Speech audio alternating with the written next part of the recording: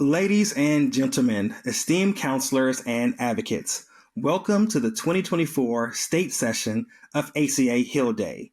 It is truly an honor to have so many dedicated professionals gathered here today to advocate for the well-being of our communities and the advancement of mental health services across our great nation. I want to extend a heartfelt thank you to each and every one of you for taking the time to be here and for your unwavering commitment to the counseling profession. Your presence here today underscores the vital role that counselors play in supporting individuals, families, and communities through times of challenge and change. As we embark on this day of advocacy training and updates, it is crucial to recognize the significant impact that counselors can have on the legislative process. Your expertise, insights, and experiences are invaluable resources that can shape policies, laws, and regulations that directly affect the mental health and well-being of countless individuals. By actively participating in the legislative process, counselors have the opportunity to amplify their voices, advocate for meaningful change, and ensure the needs of those they serve are heard and addressed at the highest levels of government. Your advocacy and engagement can help shape a brighter future for the counseling profession and the individuals who rely on your care and expertise. So as we come together today to advocate for our profession and the individuals we serve, let us remember the power we hold to make a difference. Your presence here is a testament to your dedication and passion for the counseling profession, and I have no doubt that together we can create a positive change that will benefit our communities for years to come. Thank you once again for being here, and let us make the most of this day to advocate, educate, and inspire. Together, we can make a difference. Welcome to the 2024 state session of ACA Hill Day.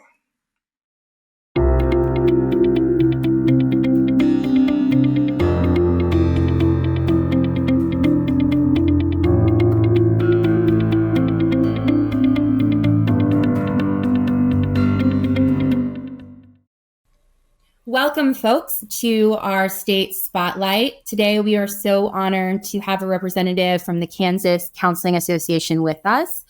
Andrew has worked closely with us on the Counseling Compact, as well as piloting a Maternal Mental Health Month proclamation at ACA that we will be sending out to members in the coming year. I am excited to introduce Andrew. Andrew, could you please let us know your title, your position, and a little bit about your work as a counselor? Sure. So it's nice again to be here, and thank you, Dominique, for this opportunity. My name is Dr. Andrew Secor, and I am a counselor educator at Mid-American Nazarene University full-time and oversee the clinical mental health counseling track area within that Master of Arts in Counseling program. And then I also serve with the Kansas Counseling Association as a current past president and also the legislative and advocacy chair. And I've been in the counseling profession now for 16, 17 years and have had many roles throughout that time. That's wonderful. Thank you, Andrew. And can you provide an oversight of the work your state chapter or branch has been involved in the past year regarding state legislative advocacy, and as well as your efforts with the Counseling Compact as well? Sure. One of the things that has been a big part of the work we do, in some ways, comes from the proclamation guidance that ACA sends out, where we were able to secure the Counseling Awareness Month and the Maternal Mental Health Month that you shared about that I think we'll probably talk about here in just a little bit also. And then last year, HB 2288 was our compact legislation that we worked on starting would have been fall of 2022, and then really worked through that through the legislative cycle and was able to get that passed, which was, of course, no small feat. But those are the things primarily that we have been involved in, are those proclamation requests as well as the compact. Wonderful. Thank you. Do you want to talk a little bit about what inspired you to reach out to the American Counseling Association about a Maternal Mental Health Month proclamation for your state? Absolutely. Well, my wife is actually a perinatal mental health specialist, and she is also a professional counselor and has spoken to our students in our program about perinatal mental health. And during our our issues and advocacy class, which is a capstone class for our students, they actually develop a project where they want to advocate on behalf of a particular group. And a group of my students selected maternal mental health to be their advocacy/social justice project. And as they talked and shared about the grades that we have, the first ever grades that have been done on maternal mental health, both here in Kansas and nationally, it was really disappointing to me to see how poorly the country itself is scored, as well as how our state was scored in terms of how we look at maternal mental health. And so I reached out to ACA after their presentation. I thought, man, maybe there's a way for us to take this further. And so I emailed you at ACA and I said, hey, do we have anything on Maternal Mental Health Month? And we didn't, but the folks there at ACA within 24 hours worked up language for us. And we were able to use that language then to develop our rationale for that proclamation. But the big part of that came out of my interaction with my wife, as well as my students taking that on and really presenting a wonderful presentation that highlighted the needs for maternal mental health. It sounds like both you and your wife do amazing work. Two counselors, it sounds like a great partnership. And I'm really thankful that she was part of the inspiration for this, because the American Counseling Association is always looking for ways to support maternal mental health. So this was such a great idea. And proclamations are really important for raising awareness about an issue, both with public officials, but also just with the general public. It reminds folks that this is an important issue, and it often will set officials on a path to taking action of some kind in their community. So it is very helpful. Absolutely. Can you talk a little bit about how your branch has encountered the legislative process this year, as well as maybe some of the challenges or highlights of your work on the counseling compact in the legislature? Because I know that you provided wonderful testimony that helped the bill pass. Absolutely. So this past year, we have a consulting group. They're called 1861 Consulting. And they also recently came under Catalyst, which is a nationwide group that provides us, we have a contract with them where they provide us monitoring of the various bills going through the Capitol here in Kansas. And so we're able to keep an eye on anything that could affect counseling that we want to speak into. And that has come in handy over the years, as there have been things related to telehealth or to thinking about educational changes or requirements, the compact, any number of things, licensure changes that we may want to have a voice in. And so 1861 has been a really great help to us this year in terms of looking at that information to see if there's anything that's pertinent. In terms of looking at this past year, ACA and also the 1861 Consulting were really vital and key in the work we did with the compact. It was a grassroots effort. This was something that when we looked at our state, they really were expecting this legislation to come forth through an association and not through our regulatory board or elsewhere. And so it was something where there was a lot of learning for us to do, especially for me, to figure out how it is that a person who's never put a bill through anything did that. And so I spoke with Mitch DePriest, who was my contact at 1861. And he really helped get me set on a path for how it was that I would be able to interact with different lawmakers, legislators, who to contact, the kinds of things I might want to say. And speaking with you all there at ACA gave me some wonderful support as well. And so it was, I tell you, it was a journey. And it was one that I couldn't even envision what it looked like. It started with us going to our BSRB and me speaking to our board and requesting their support, because I knew that if we did not have their support, that it was likely not going to go too far, because our legislature listens to our BSRB. It also was reaching out to several different representatives and senators to see if anyone had an interest in sponsoring our bill and requesting that sponsorship. And then it involved lots and lots of emails to different people within the legislature. It involved, I know we'll talk about membership maybe in a little bit, so I'll reserve my comments about membership there. But it was just an incredible amount of time and opportunity. Last minute, hey, we're having a hearing, so can you come, and piloting down or paring down our testimony. But I found it to be a enjoyable process. I found it to be one where a lot of folks' voices were heard. One where I got to see the way our legislature responded to something that people saw as valuable and important, and to do so in ways on behalf of our profession that really helped advance a cause that was so crucial not only to our professionals, but also the people that we work with, our clients. It's always so powerful to experience that firsthand. I know our members really appreciate having those opportunities. So on that note, how have you engaged your membership, both in advocating on this issue, but also just in advocacy in general? So when it comes to how we engaged our members last year, especially during the compact legislation, it was both through our conference, it was through talking with folks and letting them know updates about where we were and really helping them see the way in which their voice had mattered to that point. We also used our membership management system that we were able to, I frequently, sometimes 2 to 3 times a week, was sending email blasts out to members, notifying them of updates, what had happened in the hearings, allowing them and providing, even one of my students developed a template for how to send things to legislators. And so it was something where we were able to interact through the broad system. But then I had more members email me during that last year than I had seen before, letting me know the work they had done. They felt part of something, and they were part of something. And I think that was the thing, is they felt connected and grounded in something that they felt passionate about. They found that the cause was worth their time. People talking to their own legislators, individuals emailing me saying, hey, I told people in my office about this, and they're going to contact people.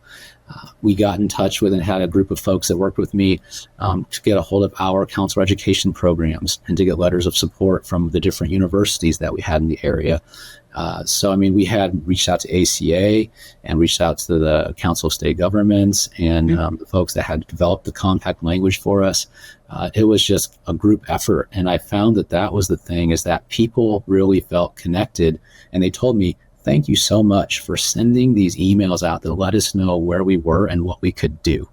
And it was just wonderful to see the response from our membership. That's wonderful. I love hearing that. That's basically a step-by-step guide on how to work on a bill. Community building and that sense of community is really important, because not everyone has the same skill set as as a counselor.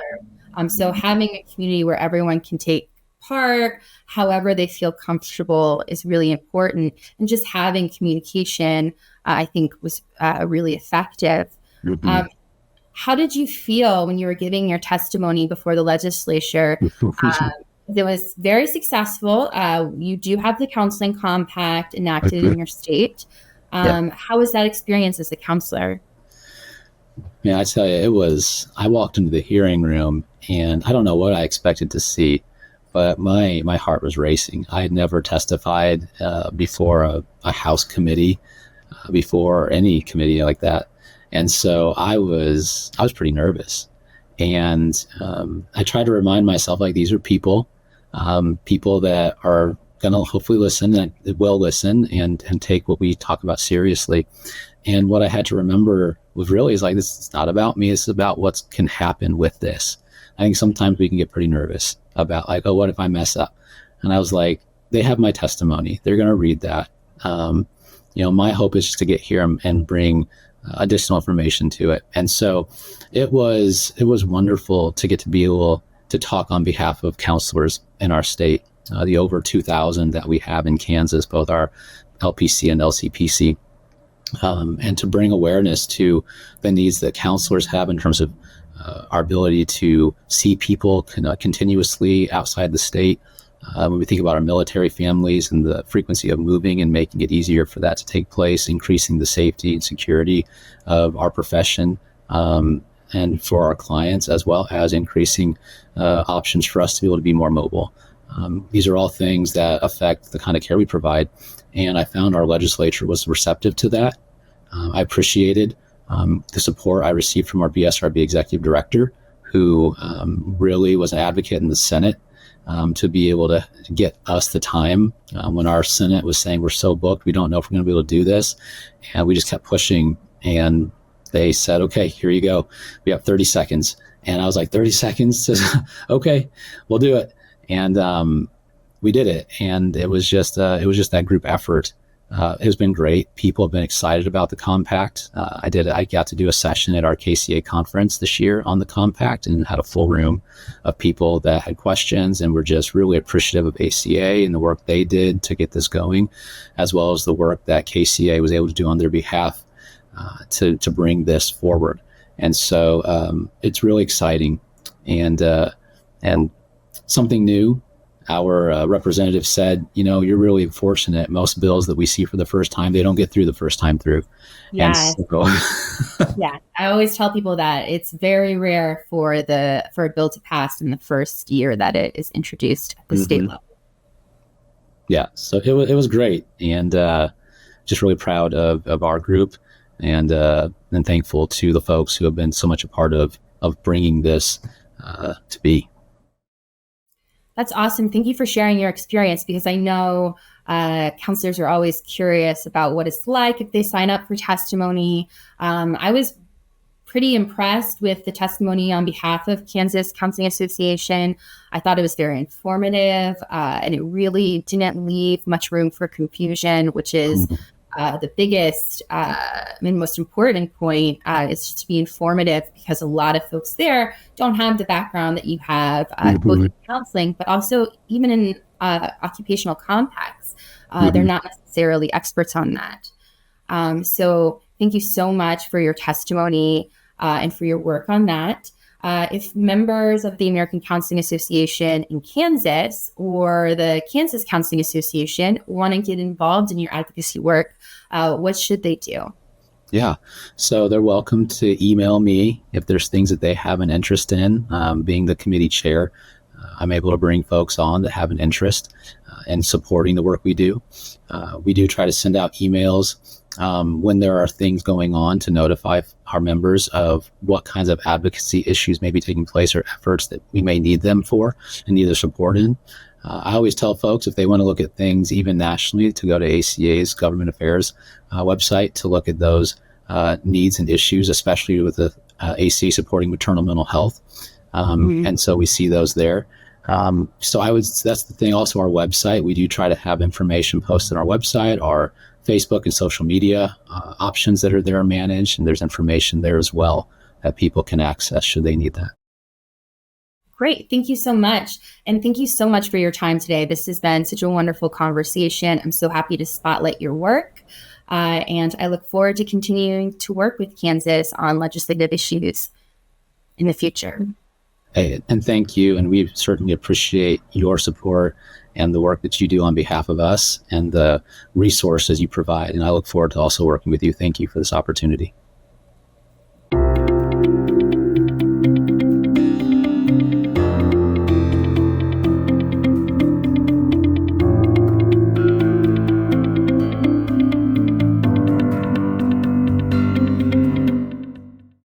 Hello, everyone. Today, it's my honor to introduce Jordan, who serves as a dedicated member of the American Counseling Association's Public Policy and Legislative Committee, PPLC.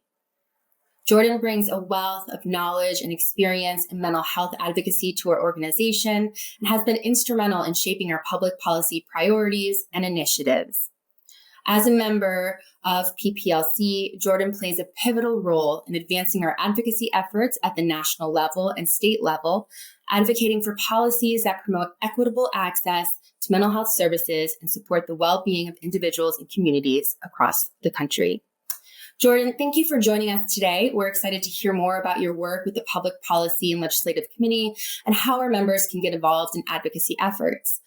To start off with, could you provide some insights into the role of PPLC within the government affairs and public policy work at American Counseling Association, as well as introduce yourself, your title, and anything else that you want members to know about you? Yeah, thank you so much for having me. So I'm Dr. Jordan Westcott. I use she, her pronouns, and I am an assistant professor of counselor education at the University of Tennessee, Knoxville. In my work here, I work with our master's level counselors in training, as well as our doctoral students who are preparing to become counselor educators. My work with the Public Policy and Legislative Committee, or PPLC, I'll probably use that acronym for the rest of our conversation. I've gotten to step into working as the chair this year, and it's been a really exciting opportunity.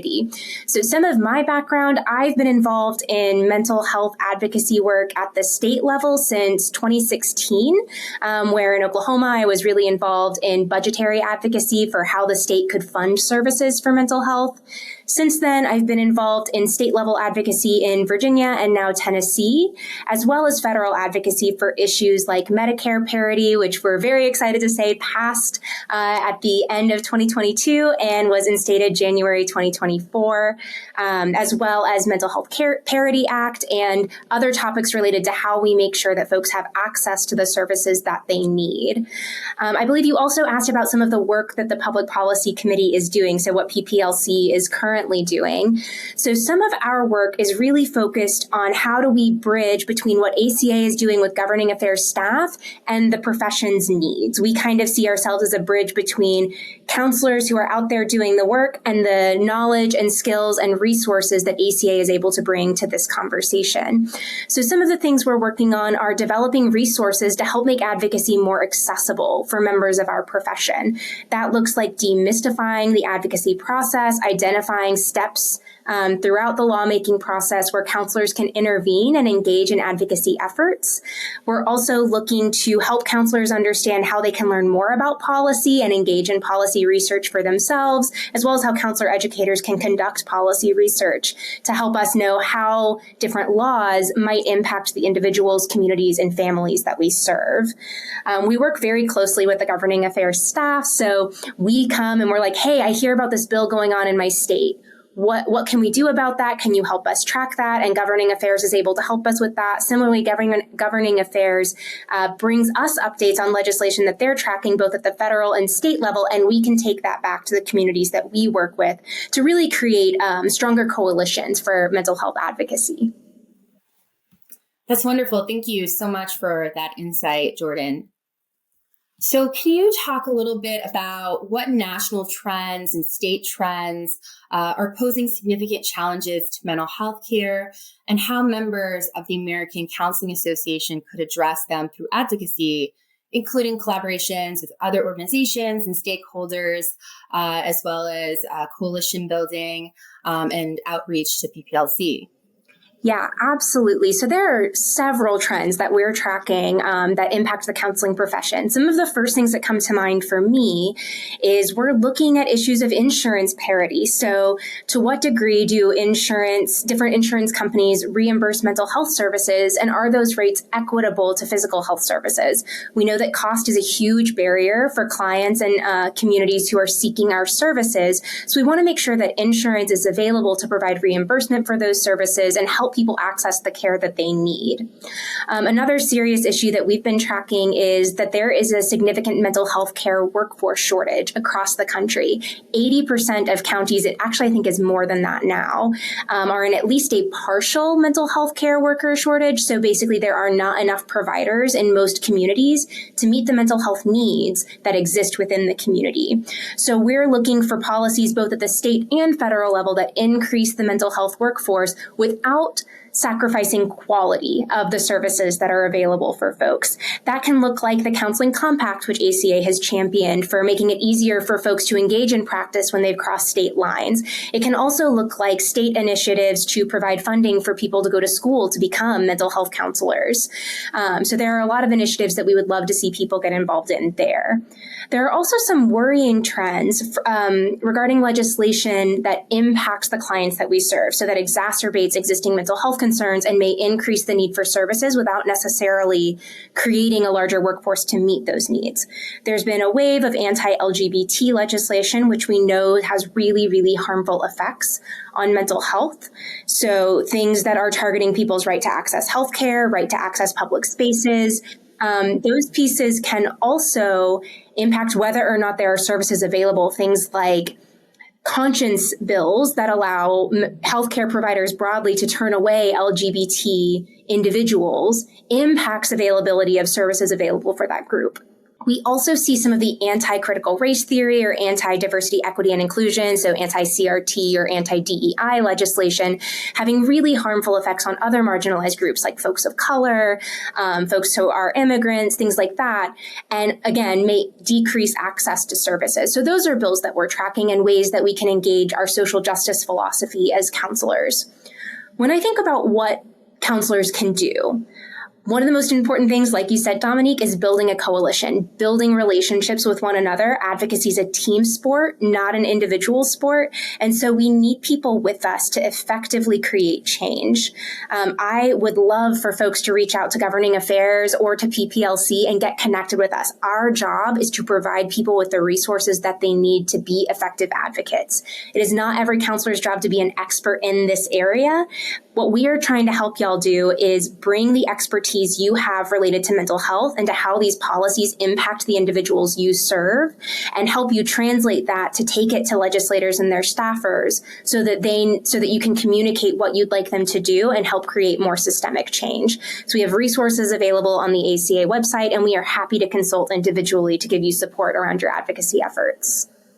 That's great. I love what you had to say about it being a team sport. We were talking the other day about how much advocacy has changed in this very partisan atmosphere, and how traditional legislative advocacy isn't enough to engage the moment. So really building broad coalitions, engaging in work beyond legislative outreach is very important. So on that note, how would you advise counselors to utilize their skills as counselors to engage in advocacy, maybe beyond legislative outreach? And how can they use those skills to meet the moment that we're currently in? Yeah, it's a great question. So one of the things that I often tell my students is that counselors, our skills translate really effectively to all these different kinds of advocacy. We are effective at building relationships. We have strong communication skills. We learn how to provide education through our psychoeducation skills.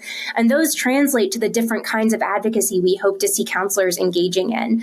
So whether that is that legislative advocacy we've talked about before, building relationships, building coalitions, we also see when we're engaging in these other kinds of advocacy that those skills are really effective.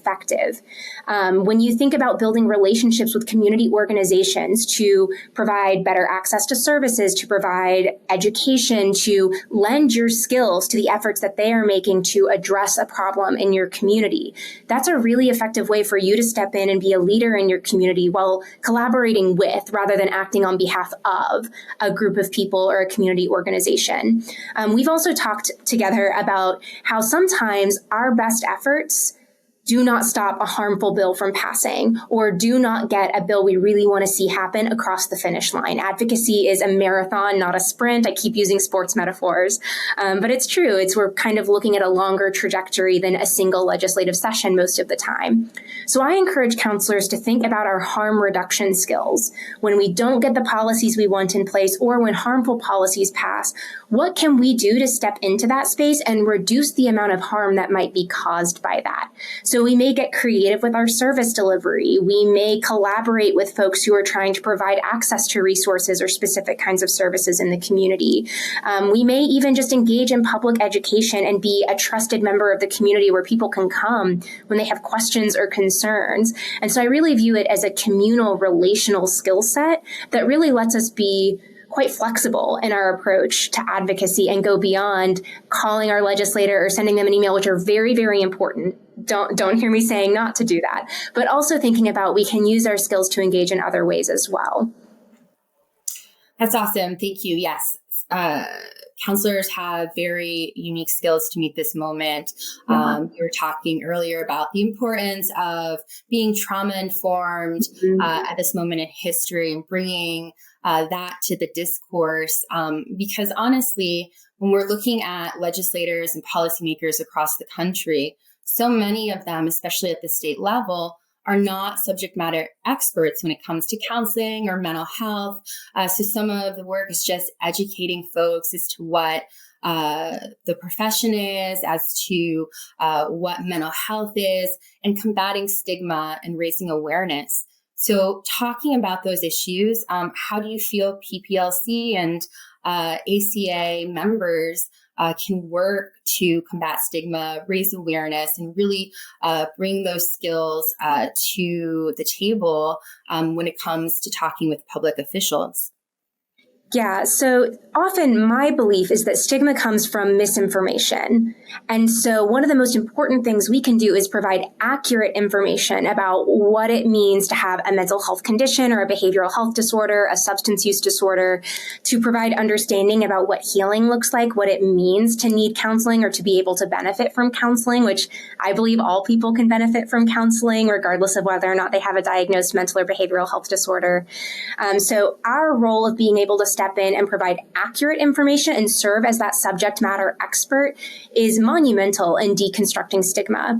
It's also really helpful to introduce the conversation. Often stigma perpetuates because we don't have conversations, these so-called taboo topics people avoid. So I even think about the topic of suicide, for example. One of the most important things we can do for suicide prevention is become comfortable talking about the topic of suicide. So that's an example where just stepping in and being able to have that conversation with community members, with legislators, with their staffers is really, really critical to deconstructing ideas people might have about mental health that are informing harmful policies or harmful attitudes toward people who might need our services.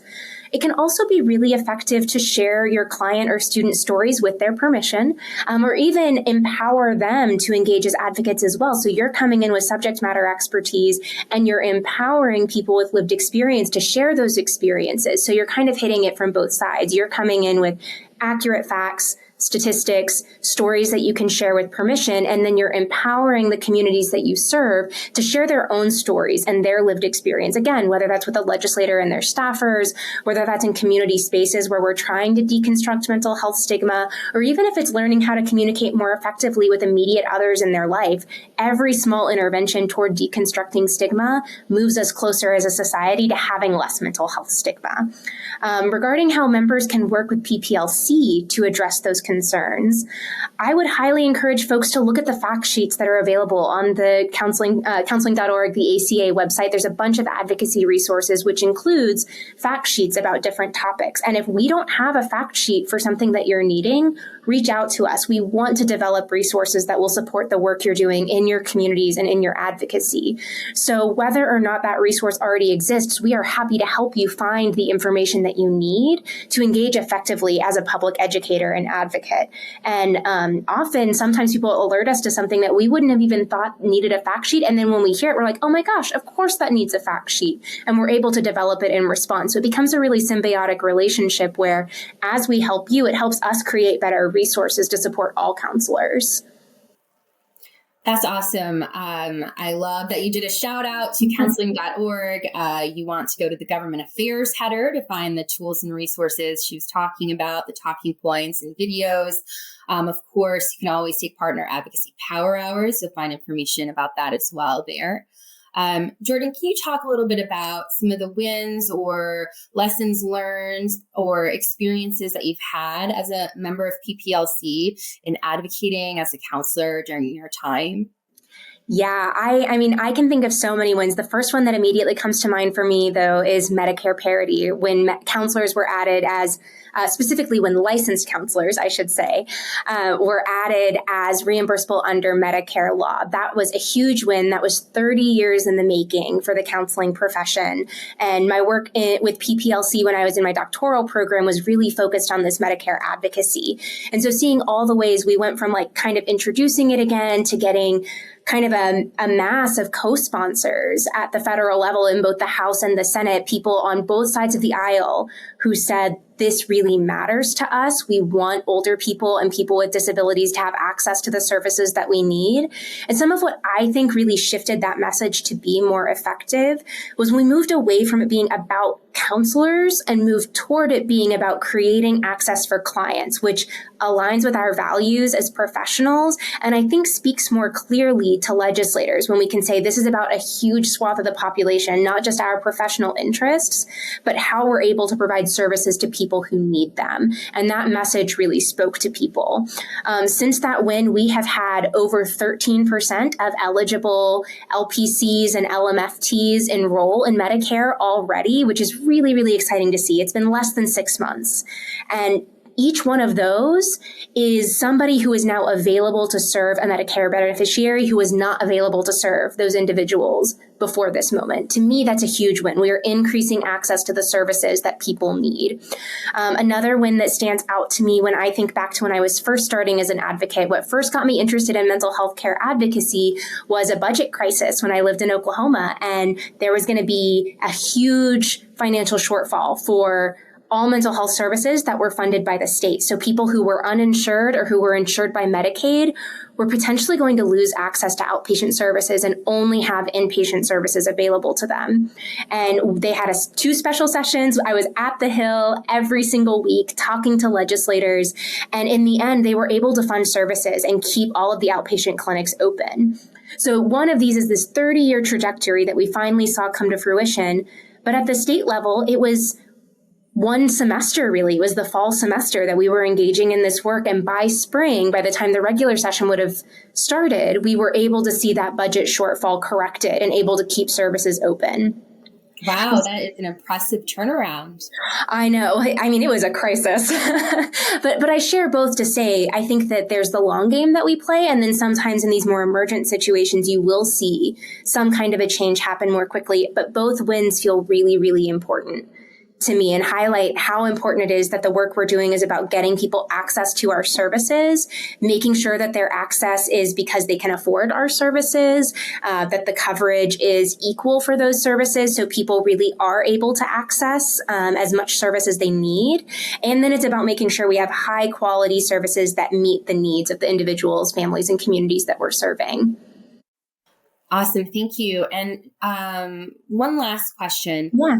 I think in today's partisan atmosphere, where so much is at stake, a lot of counselors are feeling a lot of stress, both in their positions as counselors, working with folks who face a lot of the adverse impacts of these policies that are passing at the state level. What is your advice to counselors on self-care or how to manage advocacy on top of your work that you're already doing with your clients? Yeah, and I'll even add to that many counselors are also experiencing the effects of these harmful policies, right? Like we have counselors of every demographic. And so sometimes we're working with people who are impacted by these laws, and we ourselves are impacted by these laws. And we're trying to be a counselor, and we're trying to be a community member, and we're trying to be an advocate. And we know that wellness is at the heart of what we do. We have to attend to our own wellness to be able to effectively serve the communities that we're trying to serve. I would really encourage folks, again, I know I have harped on this twice already, but advocacy is a team sport. You can't do everything by yourself, and it's unreasonable to expect yourself to. So I think it's really helpful to figure out where are my strengths in this and where I can really lean in. And then when are the moments that I might need to take care of me and take a step out and trust the rest of my coalition to carry the fight as long as I need to step away for a moment. I also really embrace the idea of joy as resistance. And so finding ways to bring joy in your life is a form of making sure you're available to stay present as an advocate. So finding ways to really center your own joy, your own wellness. It's not just doing your laundry so that you've got your clothes for the week, but it's what are the things in your life that can bring you joy, and how do you intentionally create space for those things while you're balancing all of the different roles that you have. I think a final word of advice that I would have for folks is that it is okay not to be okay for us, just as much as we say it's okay not to be okay for our clients. And so finding those people in your world, whether it's social supports, whether it's your own counselor, where it's okay not to be okay, and it's okay to really be affected by the environment you find yourself in, and giving yourself space to really process through that instead of stuff it down, because you want to be thinking about this as like you want to be able to stay in it for the long haul, not just for this session, but you want to be present for all of the sessions to come. And that means you have to prioritize your wellness just as much as you're prioritizing engaging in the advocacy fight. That's a great point. I often talk about how advocacy is a marathon, not a sprint, Yep. But also expanding the idea of self-care to include community building, that it is a team collaboration, a team process. And so sometimes counselors may not have the bandwidth to do legislative advocacy in the moment, but maybe they can help with the community building and creating a supportive environment for the counselors that are able to do that. Because beyond self-care, we really also need community when we're doing this work. Absolutely. And I think community is a form of self-care. Like taking care of others and letting them take care of you is such a huge piece of how we can engage in caring for ourselves and making sure other folks have the supports that they need as well. So when we take care of other people and let them take care of us, it creates more space for self-care too. That's awesome.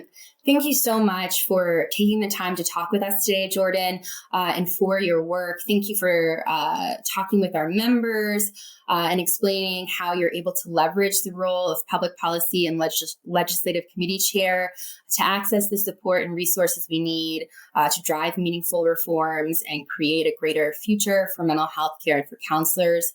It has been great talking with you, and I am so thankful for our conversation today. Thank you. I am too. It's good to see you.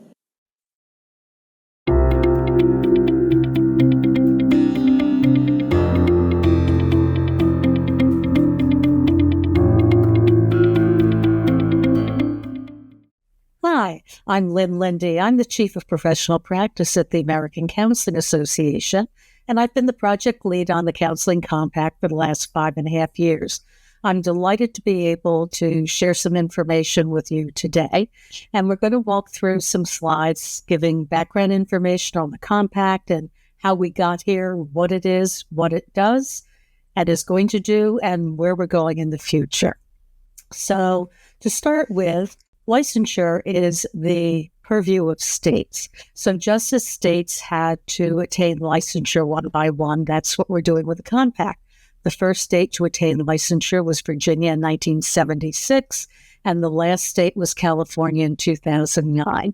So as you can tell, it was 34 years from when we started as a profession with licensure for professional counselors to when we finally attained it in all 50 states, and during that time in the District of Columbia and most of the territories. This has been a much faster process. In 3.5 years, 34 states have joined the Counseling Compact, which is a tribute to the recognition that counseling as a profession has received. So there are multiple ways of achieving a cross-state practice. Compacts are the most comprehensive vehicle for doing that. Compacts are agreement among member states to recognize every other state's license.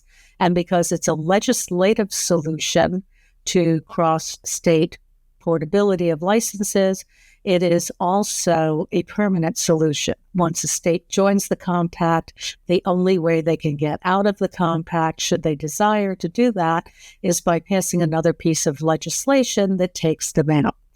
And think of a compact like you have a driver's license. A driver's license from your home state, wherever you live, allows you to drive in any other state in the United States and all of the territories without ever applying for another license.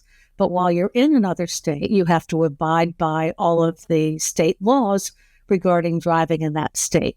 So at its essence, that's what the Counseling Compact is. It's a lot more complicated than a driver's license because you do have to apply for a privilege to practice in other states, but it operates very much the same way.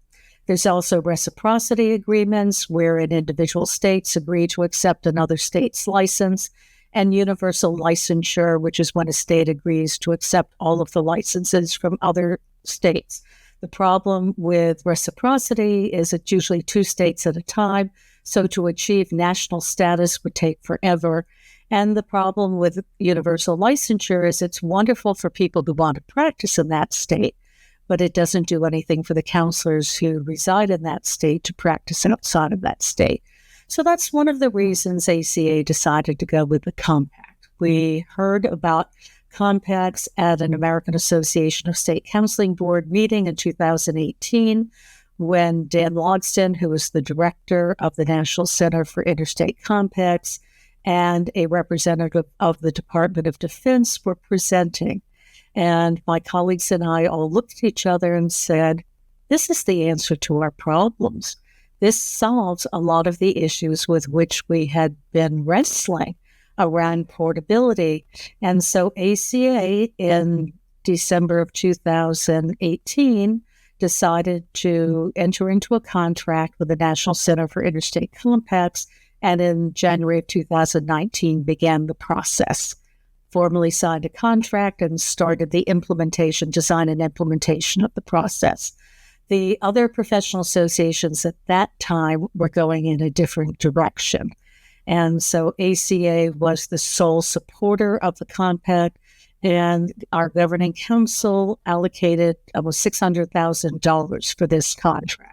So clearly the profession felt very strongly about going the route of compacts.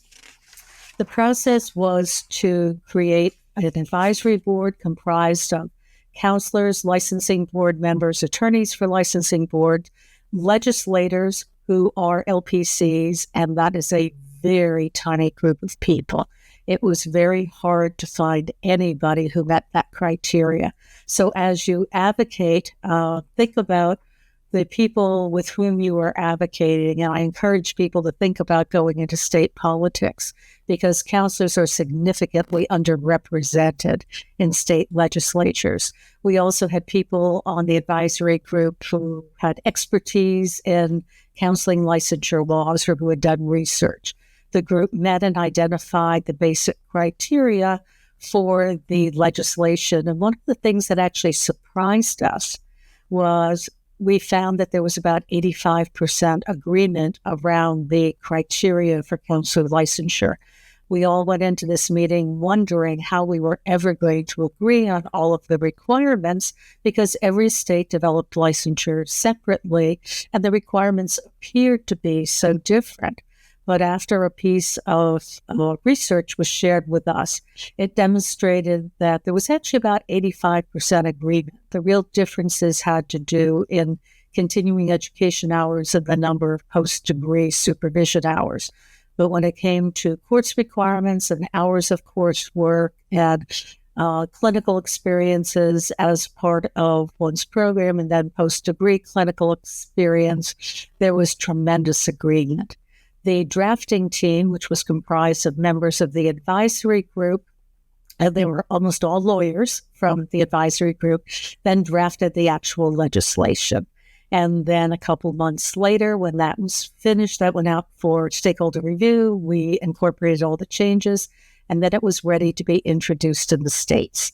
And that happened in 2020. That was the first year, but that was also the year of COVID. And so states were preoccupied, clearly preoccupied and should have been with dealing with the pandemic. And so something like the Counseling Compact really didn't gain a lot of attention, and we were unable to do legislative summits and some of the other advocacy efforts that we would have. It was a little bit to everybody's surprise that 2 states passed that first year, Georgia and Maryland. And in the case of Georgia, it was because the counselors got together as a group and decided they wanted to do it and were able to get it through. In Maryland's case, the lieutenant governor made it part of the administration's packet because they saw this as a viable way of addressing the need for mental health services during the pandemic. And they put it through along with several other bills that address mental health needs. So we were really thrilled to see that happen. And I'll talk a little bit later about the other states. So what is the compact? What does it do anyway? So the compact is a mutual recognition model. As I said, every state that joins the compact agrees to accept the license as it's developed by that state of every other state in the compact. So however a state has chosen to license counselors, that's what the other states select. And we're talking about counselors who have the ability to practice independently, not people in graduate school and not counselors working on post-degree supervision hours, but people who are ready or have been practicing independently. It is, as I said, a legislative solution, so it is a permanent solution, and it also delineates the responsibilities of both states that participate and counselors within those participating states who want to participate in what they have to do. So it allows counselors the ability to practice across state lines. It allows the use of telehealth. When a state passes the counseling compact, they can practice via telehealth in every compact state. It allows an expedited process for switching a home state license and a privilege to practice if a counselor moves to another compact state.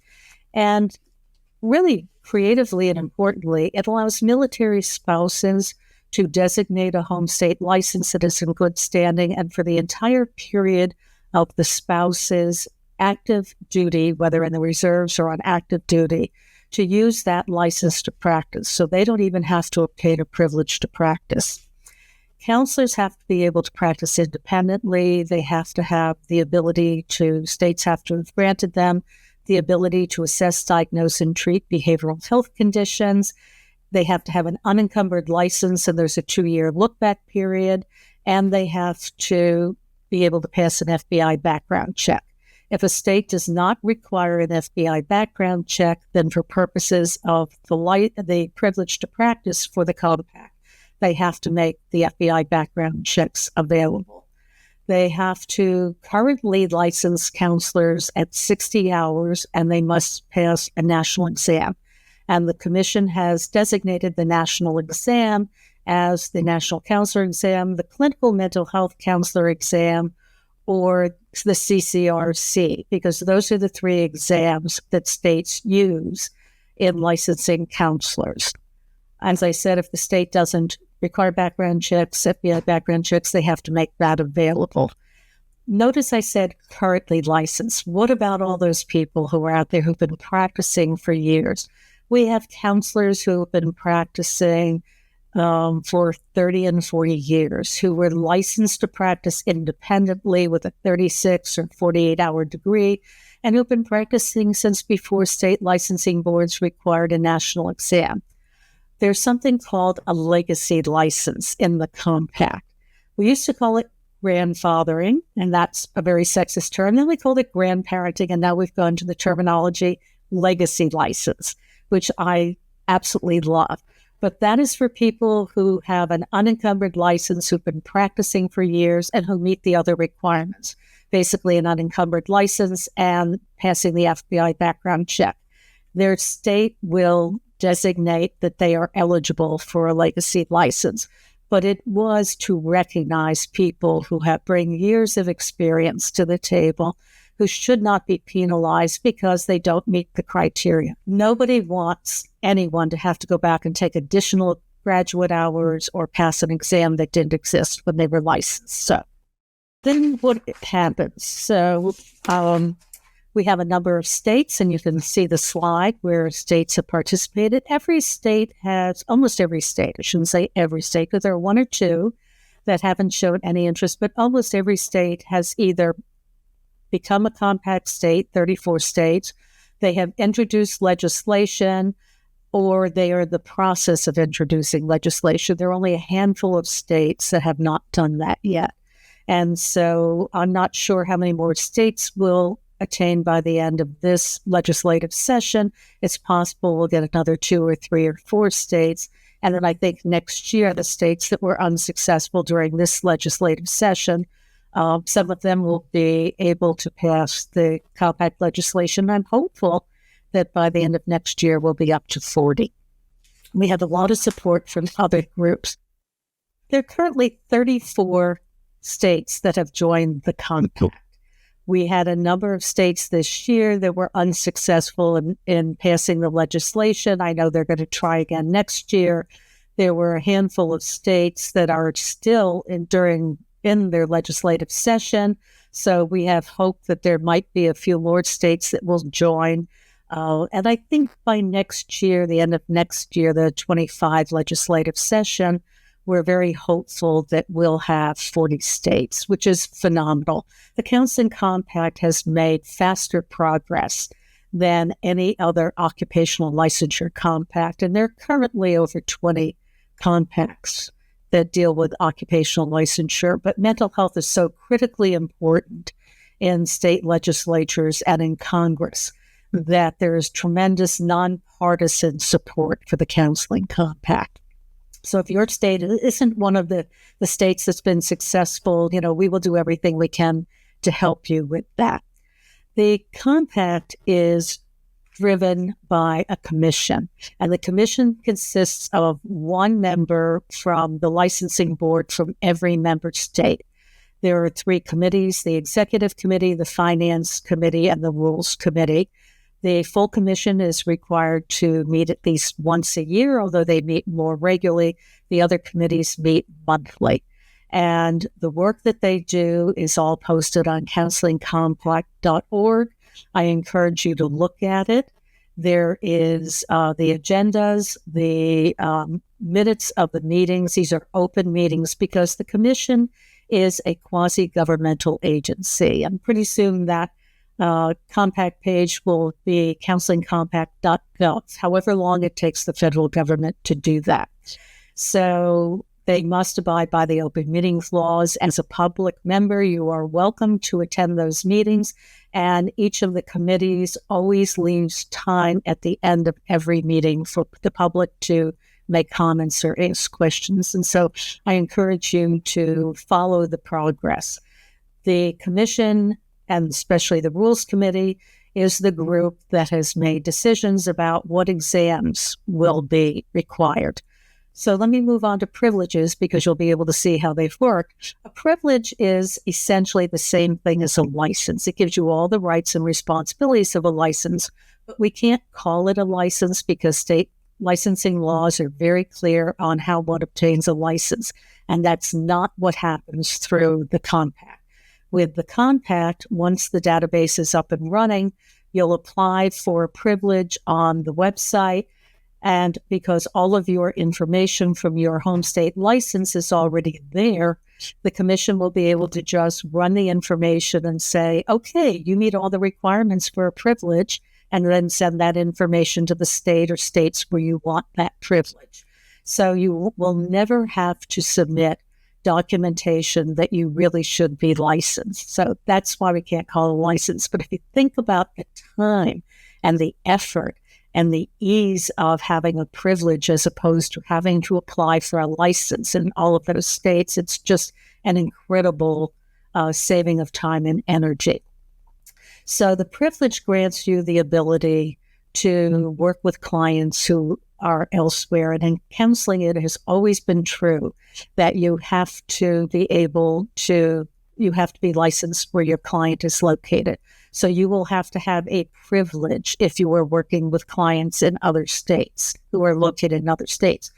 I want to stress that the compact is voluntary, that you are not required to follow your clients around the country as they move.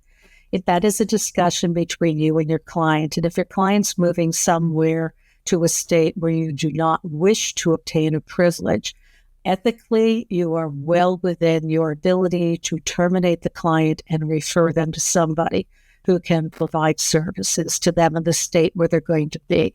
So that is up to you as a counselor. You can hold as many privileges as you want, or you can hold none if you decide that this is not something you want to do. If you already hold multiple licenses from different states, you can hold on to those licenses if that's what you want, or you can convert your licenses in states where you're not living to a privilege. It will cost you, the commission's going to charge a fee for screening your application. We're thinking it might be around $20, but don't hold me to that because that hasn't been established yet, but it will be a nominal fee. And then the states will also charge you for granting a privilege, just as they currently charge you for a license. And each state will decide how much they're going to charge. But I think you can see the benefits of holding a privilege in other states. It allows for continuity of care as your clients move other places or go on vacations or go back home to take care of a family member or whatever the circumstances are that requires practicing across state lines. Additionally, it also provides access to underserved areas and to people who have specialty areas that perhaps are not available in the jurisdiction where they're living. So it really expands the availability of mental health care. You still have to abide by the scope of practice and all laws in the state where your client is located. So if your client goes to a state that has laws, particularly around gender-affirming care, reproductive rights, that is not the same as the state where you have a home license, you need to abide by those laws and that scope of practice. If you don't, you can be sanctioned by the state, and they can make a determination whether to suspend your privilege. Only your home state can revoke your license or take action against your license, but other states can suspend your privilege to practice if you don't abide by the scope of practice of the laws of that state. And you still have to practice ethically, and that should go without saying. But that's why every counselor needs to make a decision for themselves where they choose to practice, because if your state has a shield law or allows certain things, you need to understand that those may not be permissible in a state where you're currently practicing to serve a client. So those are important things. States worry a little bit about sovereignty and giving up their sovereignty or giving up their ability. This actually provides more protections for states. It does not impact initial licensure at all. States continue to license counselors just as they always have, but there has to be a 60-hour pathway to participate in the compact. The compact has actually strengthened licensing laws in many states, but the states are not giving up any of their sovereignty or ability to control who is coming into their state. They're expanding the availability of services. So, as I said, there are lots of resources available for you. I hope you will take advantage of them. Contact ACA or the Counseling Compact, Greg Sears, our Executive Director of the Commission, if you have any other questions. And thank you.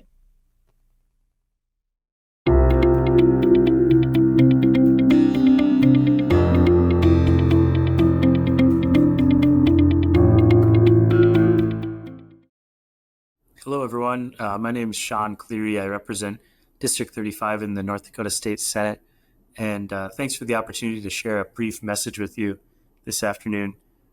Just wanted to say thanks for all the work you do as counselors and as advocates, both for your profession and for the people you serve. It's just an incredibly important part of the process. And, as a legislator, it's really a privilege to be able to work with the folks who do the things you do to serve people and fulfilling this important role in our communities. So thanks so much for taking the time and dedicating your professional talents to making our communities a better place. My role with the Counseling Association is pretty new. I was just elected in 2022, and one of the first bills I helped to get across the finish line after being contacted by a counselor in my district was to enter North Dakota into a counseling compact. And so it was a pretty special thing to be a part of, to watch that go start to finish and work with my colleagues to get it to our governor's desk, and really grateful for his signature to bring that into law and help North Dakota enter into the compact so the folks serving as counselors can have more flexibility, and for folks who are receiving those services that they have more options. And so that's kind of one quick thing I wanted to talk about in this message. In a state like North Dakota, we have, I think, a lot of unique challenges that a lot of other rural states face, with things like access to care and qualified professional workforce development to provide services. And so I think on both those fronts, things like the Counseling Compact are going to make a positive influence. And so, the exciting thing for me to be involved in an issue like this and working with a lot of other folks who feel really passionate about the counseling profession is, at the end of the day, it's a real issue. It really impacts people in their daily lives, that they can have access to services that are going to make them happier and healthier. And for a lot of folks, myself included, it's the reason we run for office in the first place, to hopefully make our communities a happier, healthier, safer place to be. So I just wanted to say thanks, to you all. Thanks to the American Counseling Association, the North Dakota Counseling Association, other local chapters. Advocacy is just such an important part of the political process and in making change.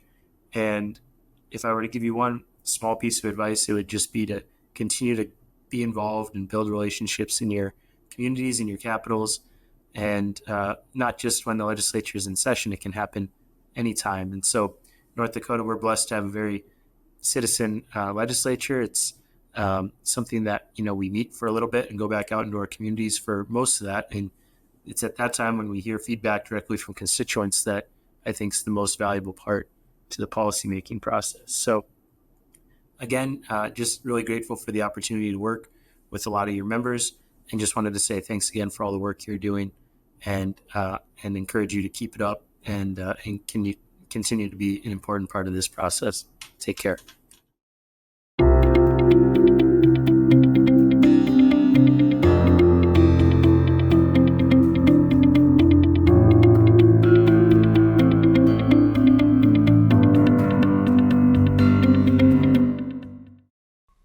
Hi, everyone. Today, we have the privilege of hearing from Chad Yates, the Public Policy Chair for the Idaho Counseling Association.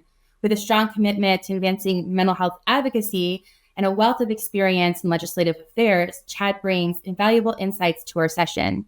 As a dedicated advocate for counselors and their clients across the state, Chad has played a pivotal role in shaping policy initiatives that positively impact our profession.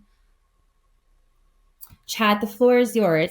Could you please introduce yourself, your title, and your role with Idaho Counseling Association? Yeah, Dominic, thank you for having us. I really want to just kind of start. My name is Dr. Chad Yates, and I'm a professor at Idaho State University. In my role at Idaho State University, I also serve as the Idaho Counseling Association Public Policy and Legislative Chair.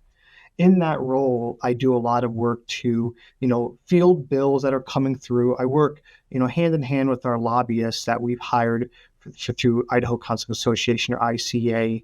And we've been really active in the last couple of years of trying to pass the compact legislation that ACA is advancing. Thank you so much for that information. Can you provide an overview of your work with your members over the past year or two, and just a general idea of how advocacy is going in Idaho? Yeah. We started the compact about 3 years ago, and we really started it by hitting the really ground floor, starting our meetings with our licensing authority, which we name IDOPO. And we really have built those relationships with that organization to try to get them to have buy-in for the compact and to see what their role would be and how that could actually help counselors in the state. Once we felt we had a pretty secure footing with the licensing authority, we started to kind of pick our time of when do we want to introduce this legislation. We delayed last year, unfortunately, because there was a brand new kind of crop of legislators, and we felt like we didn't have the relationships in place to actually do a lot of the work we needed. So we waited till this last year, and during that, we found two wonderful sponsors of the bill, Representative Chanel Dixon and Senator Linda Hartgen. And they really have worked with us to try to put this legislation in effect. And we've all done a crash course together about, learning about the learning about the compact. How do we, answer questions from legislators in Idaho about different aspects of how this bill will run on the ground and how it will impact Idaho counselors and constituents. So it's been a really busy year.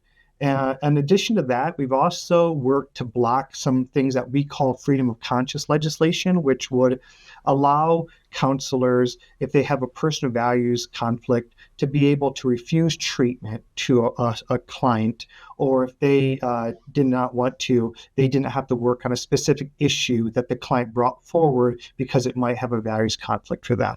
And as we know, that is against our code of ethics. It's very much kind of a big call for ICA that we want to oppose any legislation like that comes through. So we worked really hard to try to beat that legislation, or at least to pause it, to reframe it. However, unfortunately, we did lose that legislation this year, and it became the law in Idaho. I think it starts becoming law this June. Thank you for that amazing update. Yes, Idaho is not alone in numerous states that are facing nearly identical legislation. And unfortunately, in many states, this legislation is moving forward, whereas in previous years, we would not have expected this legislation to move forward.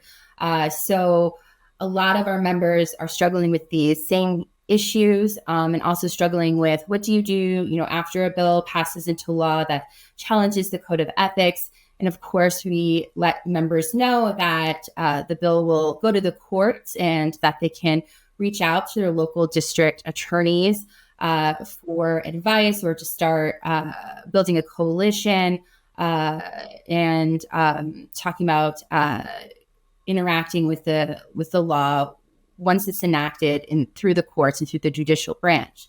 However, at ACA, we don't do legal advice. We can't necessarily get involved in that way.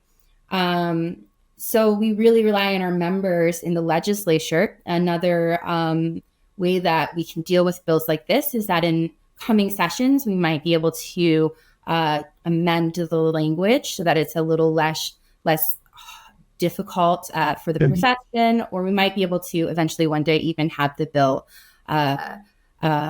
abolished. So Chad, while you're working through these really heavy topics, how do you pick your sponsors and your allies, and how do you work with members to let them know what's going on and to encourage them to take part of your activity in Idaho? Uh-huh. So we have our lobbyist, and her name is Liz Hatter. She's been a lobbyist in Idaho for several years, and we have a really great relationship with her. And we really trust a lot of her expertise of what the political landscape looks like. We take a lot of counsel from her, and one of those counsels was, how do we choose the appropriate sponsors for this legislation? How do we find a champion of our bill?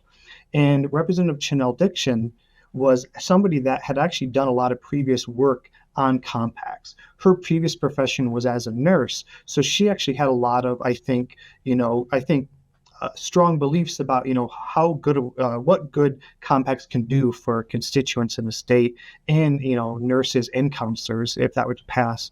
So we met with Representative Dixon and had a great conversation. And then we also moved to another person that felt very strongly about compacts and we felt could be a really strong ally for us, and Senator Hartgen.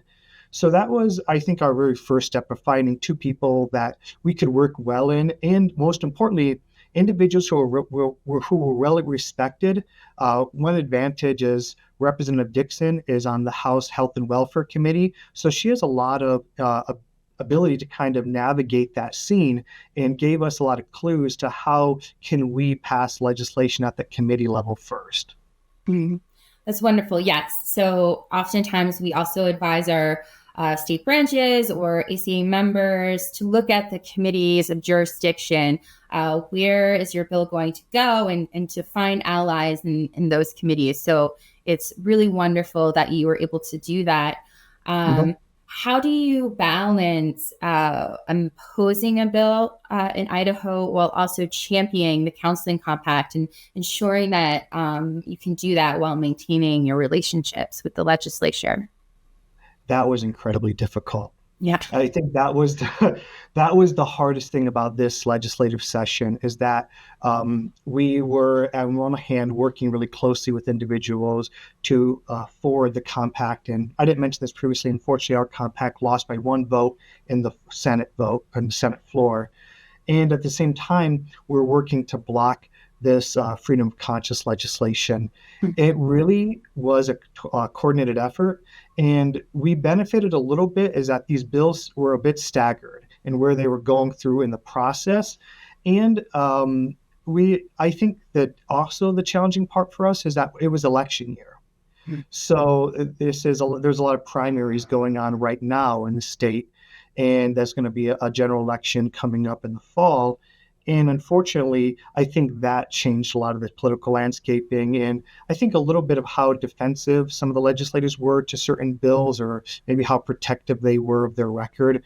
So trying to balance all of those things and push forward the compact and block the legislation, it was a tightrope walk. Yeah, it sounds like it. And going back to the compact, as you said, you have been involved from the very beginning since we first introduced in legislatures. I remember working with you and we began building the groundwork in Idaho, and you really took your time to make sure you got all the steps correct. And step by step, the bill really made it through both chambers. And then in the last chamber on the floor, it did fail by one vote. I think that is really important for members to know, because it's so challenging when you work so hard for something, and just one little thing can go wrong. And unfortunately, we might be waiting until next year to work on that legislation again because of that. Do you want to talk a little bit about how that happens and maybe some lessons learned or advice for other branches that are struggling with similar issues? One vote it came down to, and when we saw the roll call, it was heartbreaking. And I have a really amazing team that I work with, our public policy committee. There's upward of 10 to 12 people, and these people rotate in and out, and we were all watching this that kind of online Senate session, and all just bated breath texting each other. So it was a big heartbreak when it failed. But I also think that we built an incredible foundation to keep pushing forward. And it's a defeat. I think that I've learned in the political theater is that defeat's a part of the process sometimes. And it is really discouraging, and I was very discouraged, but I'm really recommitted, and so is my team, and so is ICA. And we understood by doing kind of an analysis that there were some contextual factors that were outside of our control. And I think that's really important for us to kind of recognize, is that there are so many things going on legislatively that are outside of our control. A good illustration of this is there's an association called the Idaho Freedom Foundation, and they're a very powerful group of lobbyists, and they rated our bill as a -2. So one of the consequences of that is if legislators were to vote against that bill, that actually will raise their average overall. It will make them look better, because if they vote for bills that have higher scores, it'll bring their average back down. So it's in their interest sometimes to vote against legislation that's going to do better for their record in an election year, even if it's not necessarily their convictions. It's a very, very strong political association. So I think we came against that. We also came against that this is an election year, and election year politics is much different than other times. And I think what we're going to see, we're really hopeful, is that we're going to watch the political landscape. And I think there's going to be a reshuffling of some legislators in Idaho. And, I think we worked with so many individuals, and we're excited to work with some more individuals who, if their seats change, and build those connections back up. But I think in the Senate this next time, we already have in the House a lot of people on record with public support for this compact. So I think we're going to really have success moving through the House. But in the Senate, I think we passed it through the Senate Health and Welfare Committee. And I think with this reshuffling through some of this election, I think we stand a really excellent shot of getting this passed this upcoming year. I agree. Yes, especially since, the election will be settled. And as you talked about, I want to highlight that you mentioned this sort of think tank political group. These groups are often funded by larger think tanks and groups here in DC, and they are pretty common in the states. And a lot of states struggle with similar issues. So many states are dealing with these kinds of organizations at the local level. A big push that is happening is for universal licensure or similar types of bills that remove power from state boards or limit power of state boards.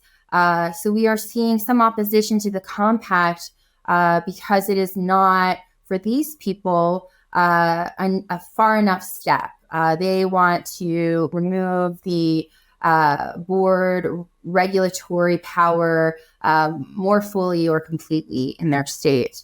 Of course, that does not help our profession, and the Counseling Compact actually fortifies our profession in the face of these challenges. As you know, Chad, it will allow the counseling profession to come together at the same table and to legislatively require states to maintain a certain standard with their state boards.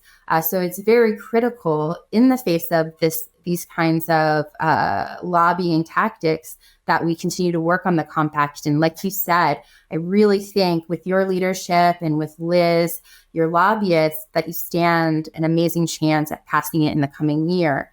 Thank you so much for sharing your lessons learned with us here. I know our members are going to find it really valuable to hear that you have struggled with the same issues that they have and that you've gotten so far. It really is a huge success to get a bill as complicated as an occupational compact all the way to its last vote during an election year. I mean, that speaks wonders as to how much you guys have done. So thank you so much for your leadership.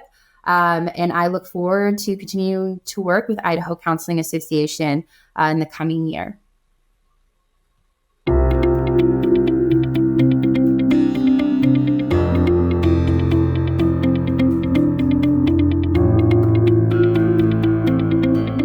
Greetings, Counselor Advocates. I'm Dominique Marslick, the State Government Affairs Manager for the American Counseling Association, representing over 60,000 professional counselors since 1952.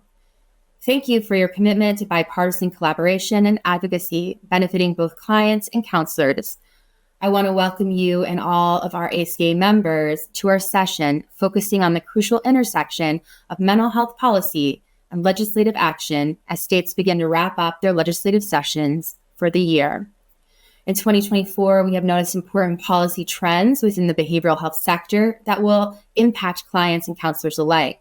As concerns about the impact of social media on children's mental health continues to grow, state legislators are stepping up efforts to safeguard the well-being of youth in the digital age. Across the nation, 30 states and Puerto Rico have introduced legislation aimed at protecting the mental health of children online. These bills and resolutions are diverse, ranging from the establishment of study commissions and task force to the implementation of age-appropriate codes and requiring impact assessments. Some states are even considering measures that would mandate age verification or parental consent for opening social media accounts, reflecting a proactive approach to addressing the challenges posed by online platforms. Beyond the digital realm, policy trends this year include a groundbreaking policy shift in Medicaid coverage for incarcerated individuals. Medicaid is a federal and state program that provides health coverage to eligible low-income individuals and families. It plays a crucial role in ensuring access to healthcare services for millions of Americans, covering a wide range of medical expenses such as doctor's visits, hospital stays, drugs, and more. For counselors in states, Medicaid can significantly impact their practice by determining reimbursement rates for counseling services, affecting the availability of mental health services to Medicaid beneficiaries, and influencing overall access to care for vulnerable populations. Additionally, Medicaid expansion under the Affordable Care Act has extended coverage to more individuals, potentially increasing the client base for counselors who accept Medicaid. Historically, Medicaid spending on people who are incarcerated has been restricted, leaving many without health insurance upon release. This gap in coverage has had devastating consequences, contributing to increased mortality rates among former prisoners.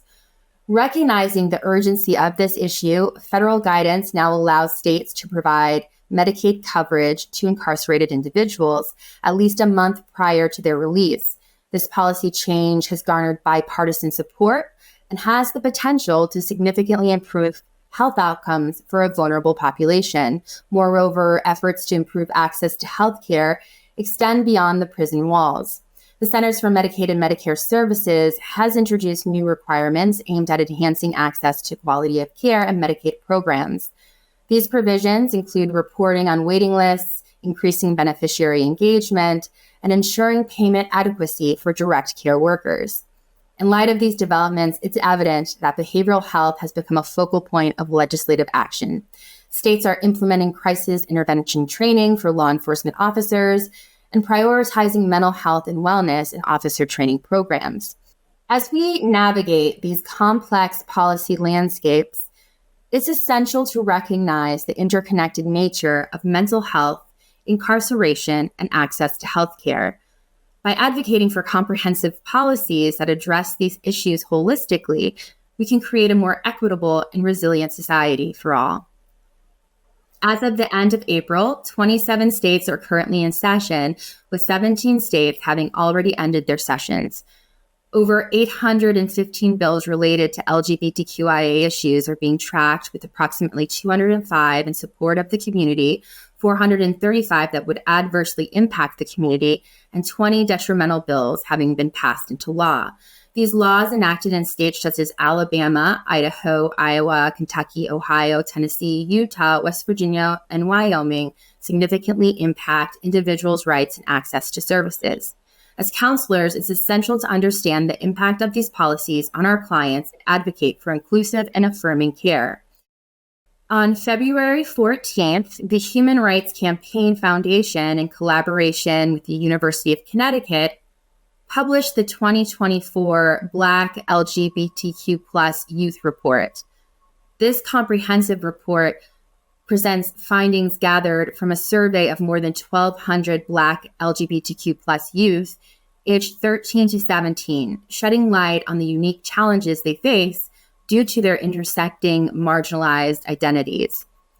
Among the notable statistics highlighted in the report are the following. Approximately 80.9% of Black LGBTQ+ youth and 83.5% of Black transgender and gender expansive youth reported experiencing homophobia or transphobia within the Black community. About 74.8% of Black LGBTQ+ youth and 78.2% of transgender and gender expansive youth disclosed experiencing racism within the LGBTQ+ community. In 2024, there has been a surge in the introduction of anti-trans bills across the United States, totaling 550 bills spread across 42 states. Among these bills, 25 have been successfully enacted into law, while 331 are currently active, and 194 have failed to pass.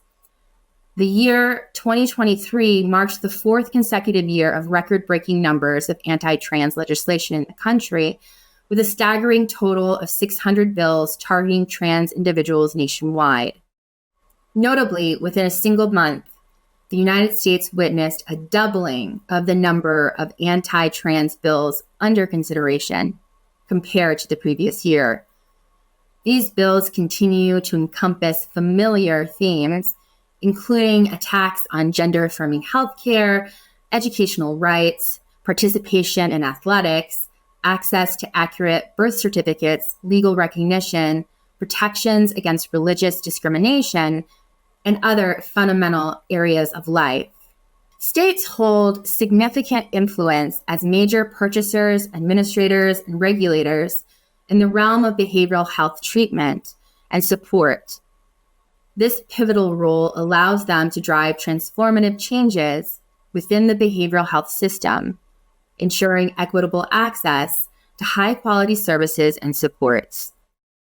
State leaders utilize various strategies to achieve this, including establishing a clear statewide vision, implementing reforms through payment and delivery transformation, investing in infrastructure and provider capacity, streamlining administrative processes, and fostering effective communication with key stakeholders.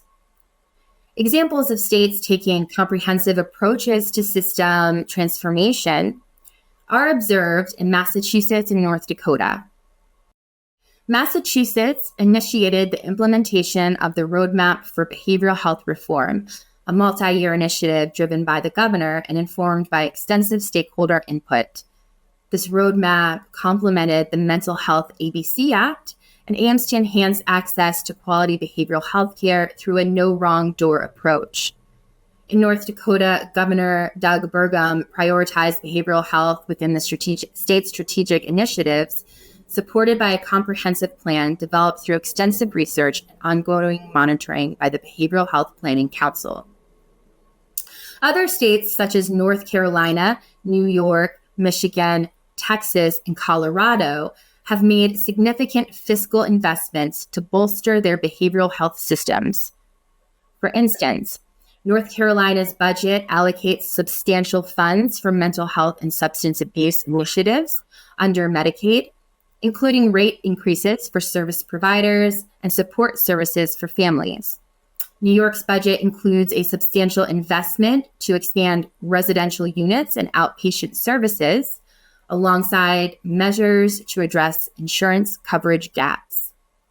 Michigan directs significant funding towards expanding behavioral health capacity, including investments in community centers and telemedicine infrastructure. Texas legislators have made historic investments in behavioral health, focusing on state hospitals, children's mental health, and community services. Colorado is engaged in multi-pronged reform efforts, including workforce development initiatives and alignment across state agencies. Furthermore, states are pioneering innovative approaches to improve quality and access to behavioral health care. Measures such as expanding the use of performance measures in managed care contracting, pursuing coverage parity legislation, and enhancing workforce capacity through loan repayment programs and peer support initiatives are gaining traction across various states. These strategies reflect states' agility and adaptability in addressing the evolving needs of their population and advancing behavioral health reforms. In contrast to federal legislation, state legislatures operate with distinct characteristics and processes. While state laws govern aspects such as licensure, scope of practice, insurance coverage, and medical liability, the legislative landscape varies from state to state. State legislatures may have bicameral or unicameral structures, and the duration of legislative sessions differs. Governors wield significant authority in state governance, including the power to call special sessions, approve or veto bills, and oversee administrative functions. Understanding the nuances of state legislatures is essential for navigating the complex landscape of healthcare policy and regulation at the state level. At ACA, our Government Affairs Department leads advocacy efforts to support counselors at local and national levels. We work toward ensuring seamless portability for licensed professional counselors, advocating for equitable reimbursement, reducing barriers for clients, students, and counselors, and supporting essential funding and programs to strengthen the counseling profession. State-level advocacy involves engaging with critical policy issues, such as programmatic funding, workforce shortages, parity, portability, public awareness, and addressing public health disparities affecting underserved communities. Understanding the legislative process can be daunting, especially for licensed professional counselors. ACA provides robust bill monitoring for our members, helping them navigate newly proposed bills. We utilize databases and state legislative websites to track relevant bills, promptly informing state branch leadership and memberships as bills progress. Members and coalitions are encouraged to monitor state legislative websites, social media accounts, and press releases from local elected officials. When bills advance to the hearing stage, subject matter experts and constituents are often invited to provide testimony. Many states offer options for in-person or virtual testimony, allowing individuals to participate remotely. Written testimony can also be submitted often for bills, supplemented with local data, evidence, and personal narratives. If visiting the state capitol or testifying in person is not feasible, communicating via email or letter to local legislators is an effective alternative. It's essential to clearly articulate your stance, support it with relevant information, and express gratitude for their service. Local advocacy involves engaging with gubernatorial representatives, health department staff, and leveraging institutional affiliations to encourage action or endorsement of policies. Meetings with local representatives, distribution of informational material, and coalition building efforts are vital components of local advocacy.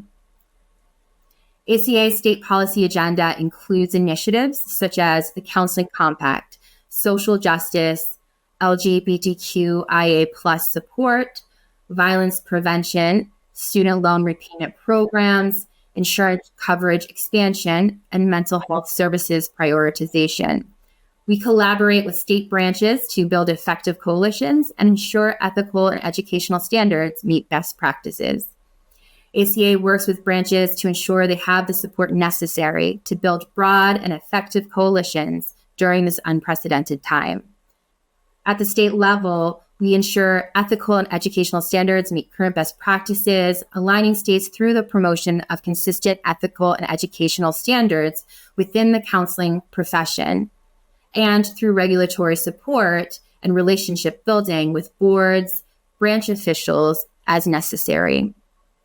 At ACA, our policy team will also monitor and strategically support championing necessary counselor autonomy and client privacy in every state, telebehavioral health developments, funding and appropriations for enhanced school-based counseling services, and we partner with counselors like you to promote additional resources for critical community-based mental health programs, including highlighting the necessity of violence prevention programming and mental health services such as suicide prevention at all levels of government.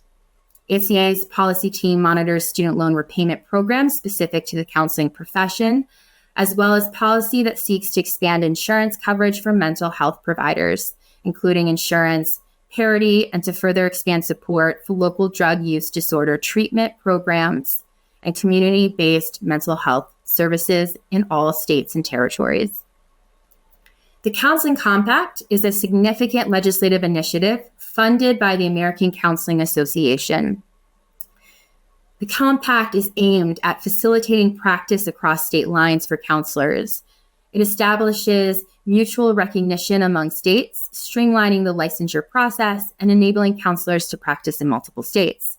ACA's Dr. Lynn Lindy is the leading subject matter expert and project manager for this critical multi-state project, while our team works with members like you in state legislatures to ensure the legislation is introduced and enacted into law, which allows states to participate in the Counseling Compact. The Counseling Compact Commission is now operational, with the American Counseling Association serving as an ex officio member. The Commission anticipates finalizing applications for counselors to obtain privileges by the end of 2024. For further details, please visit counselingcompact.org. As of today, a majority of U.S. states are part of the Counseling Compact, with many states joining annually since its introduction in legislatures in January 2021. Currently, 34 states have enacted the Counseling Compact, and 6 states have legislation pending for possible enactment by the end of the calendar year. To check which states are members, visit counselingcompact.org. ACA members play a significant role in advocacy efforts as legislators value direct communication from constituents. Our advocacy efforts rely on active participation from ACA members, and membership engagement and direct communication with legislators significantly impact advocacy outcomes. ACA provides advocacy toolkits and tutorials on our website, along with support through regular meetings and events, including our regular advocacy power hours for state branches, available on ACA Connect. ACA's government affairs team relies on and greatly appreciates your tireless advocacy on behalf of the counseling profession. We look forward to partnering with you and supporting your efforts to advance policies benefiting counselors and clients alike. For more information on how to contact our team or how to take action, please visit our government affairs page at counseling.org or reach out to our team via email at advocacy@counseling.org.